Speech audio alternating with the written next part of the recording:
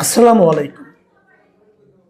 প্রিয় দর্শক, আজকে 28শে মার্চ। 26শে মার্চ ছিল আমাদের মহান স্বাধীনতা ও জাতীয় দিবস।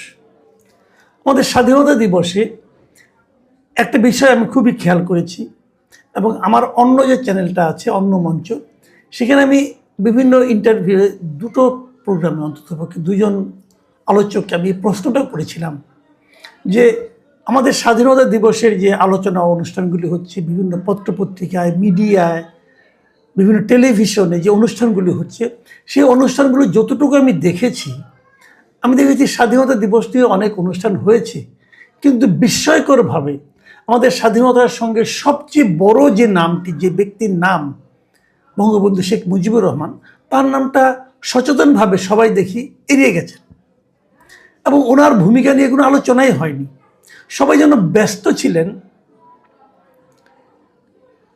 আমাদের সাবেক প্রেসিডেন্ট, শহীদ প্রেসিডেন্ট জিয়াউর রহমানের কথা বলা নিয়ে, জিয়াউর রহমানের কী অবদান ছিল সেই আলোচনাটা করা নিয়ে, এবং জিয়াউর রহমান স্বাধীনতার ঘোষণা করেছেন এই আলোচনাগুলি করা নিয়ে সবাই ব্যস্ত ছিলেন। অথচ ইন্টারেস্টিং হলো এই কাজটা তারা যে কারণে করেছেন, সম্ভবত যেহেতু জিয়াউর রহমানের পুত্র এই মুহূর্তে জনাব তারেক রহমান, উনি দেশের প্রধানমন্ত্রী, মানে সরকার প্রধান, সম্ভবত তাকে খুশি করার জন্য সবাই এই কাজটা করেছেন বলে আমার ধারণা। কিন্তু ইন্টারেস্টিং হলো যে জনাব তারেক রহমান যে ভাষণটা দিয়েছেন, সেখানে উনি কিন্তু এটা বলেননি যে ওনার পিতাকে স্বাধীনতার ঘোষক হিসেবে এস্টাবলিশ করতে হবে। ওনার বক্তব্যটা ছিল স্বাধীনতা যুদ্ধে যার যা প্রাপ্য, ইতিহাসের যার যা প্রাপ্য, তাকে সেই গুরুত্বই দিতে হবে। উনি এভাবে কথাটা বলেছেন। তাহলে সবাই বঙ্গবন্ধু শেখ মুজিবের নাম গোপন রাখতে, উচ্চারণ না করার ক্ষেত্রে সতর্ক থাকতে, অথবা বিপরীত দিকে স্বাধীনতার ঘোষক হিসাবে জিয়াউর রহমানের নাম নিয়ে একটা আহাজারি করতে এবং ওনাকেই গ্লোরিফাই করে দেখানোর চেষ্টা করতে কেন? এটাই কি ইতিহাসের যার যা প্রাপ্য? এটা নিয়ে আলোচনা আমি দুঃখ পেয়েছি, আমি অভিভূত, আমি কেবল অবাক হয়েছি, বিস্মিত হয়েছি যে কেন এটা হচ্ছে। আমি দুদিন আসলে অপেক্ষা করেছি দেখার জন্য যে আর কি কি হয়। একটা ঘটনা আমাকে আসলে একটু অভিভূত করেছে, সেটা হলো খাদিজা আক্তার।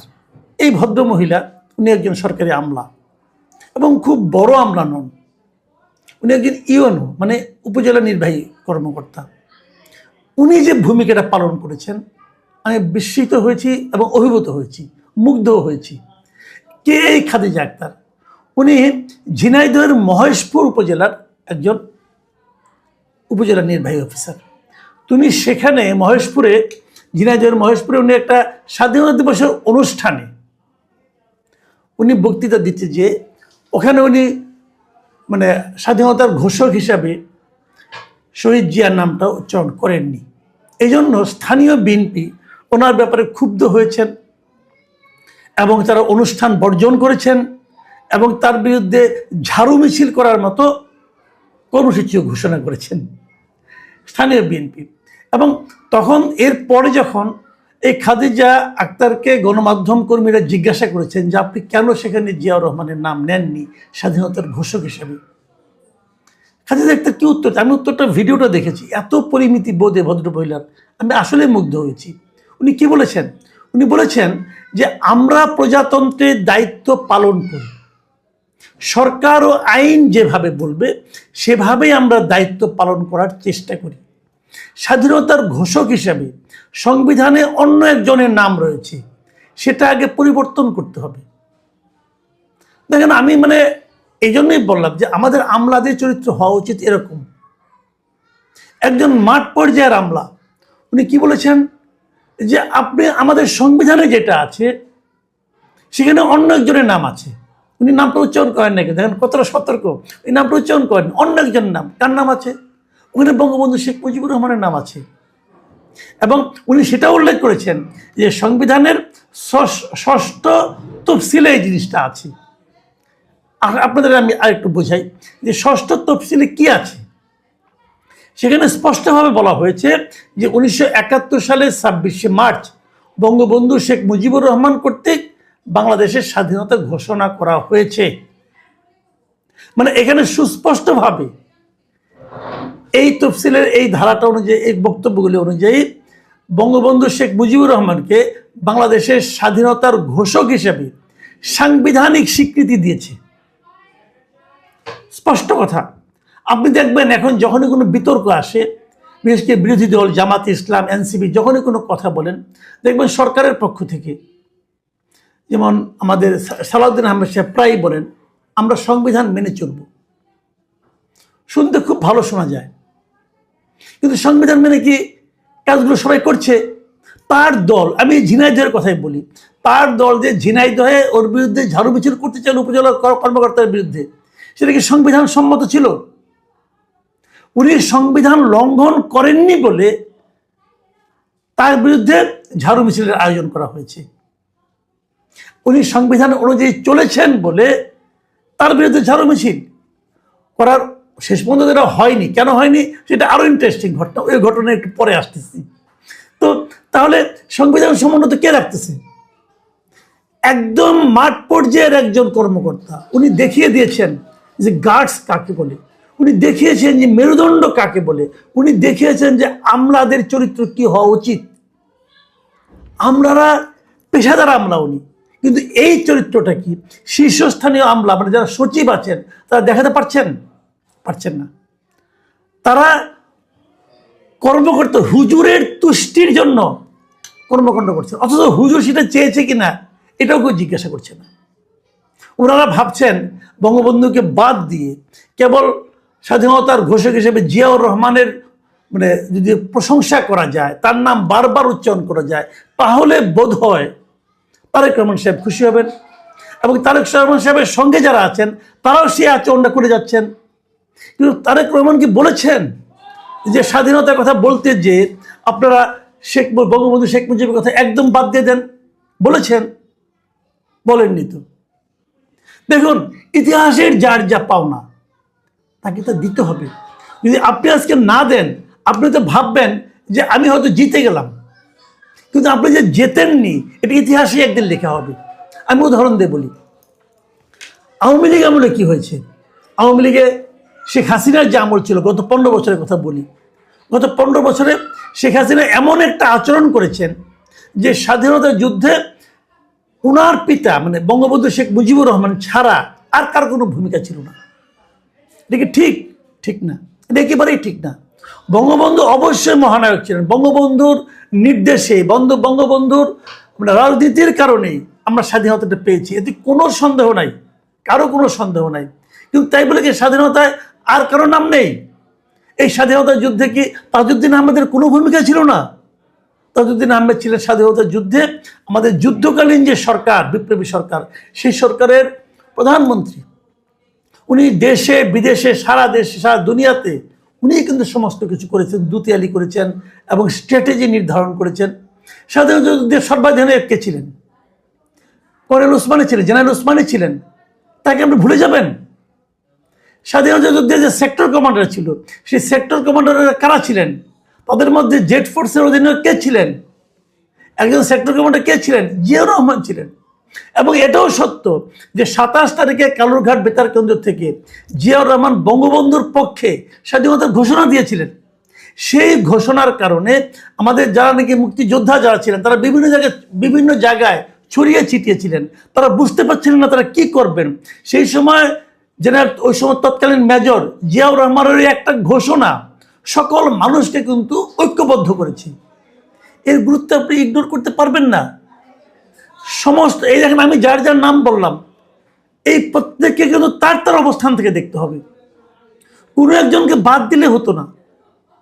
কোনো হ্যাঁ, বঙ্গবন্ধু মহানায়ক ছিলেন, বঙ্গবন্ধুকে যখন অ্যারেস্ট করে নিয়ে গেল, তারপরে তাজউদ্দিন সাহেব যদি বলতেন না আমরা যুদ্ধ এইভাবে পরিচালনা করবো না, অন্যভাবে করবো, আমরা আপোষ করবো, যদি ওসমানী সাহেব তখন রিটায়ার্ড ছিলেন, তাকে নিয়ে আসা হয়েছিল, তিনি যদি বলতেন যে আমি যুদ্ধ যদি এগুলি সবগুলি হতো, তাহলে কি দেশ স্বাধীন হতো?